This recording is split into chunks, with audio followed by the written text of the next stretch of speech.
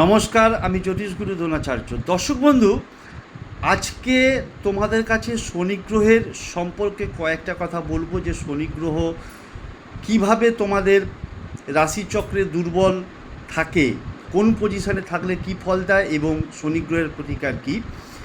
প্রথম কথা হচ্ছে, শনি যদি শুক্র গ্রহ যুক্ত হয়ে থাকে সেক্ষেত্রে কোনো জাতক জাতিকাকে সাকসেস দেয়, যে কোনো ক্ষেত্রে সাকসেস, স্ট্রং রিলেশনশিপ, অর্থাৎ যে সম্পর্ক, প্রেম প্রণয় দাম্পত্য জীবনের সম্পর্ক হবে, সেই রিলেশনশিপটা স্ট্রং হবে এবং একটা পার্সোনালিটি থাকবে এবং কর্মে তারা ফোকাস করবে, অর্থাৎ কেরিয়ার ওরিয়েন্টেড হবে।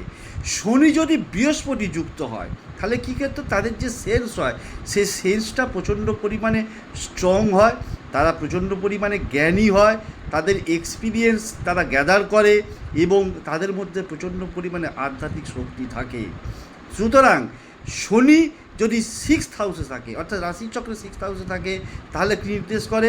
চ্যালেঞ্জ বা কম্পিটিশান নিতে এই যে কোনো জাতক জাতিকা তারা কিন্তু এটা পছন্দ করে। শনি যদি দশমে থাকে তাহলে প্রফেশনাল সাকসেস দেয়। শনি যদি মকর ও তুলা রাশিতে সবথেকে বেশি বলবান এবং সেক্ষেত্রে শনি যদি 0 ডিগ্রি থেকে 5 ডিগ্রির মধ্যে থাকে তাহলে সে কিন্তু ছোটো ছোটো অ্যাচিভমেন্ট ভীষণভাবে তার করতে ভালো লাগবে।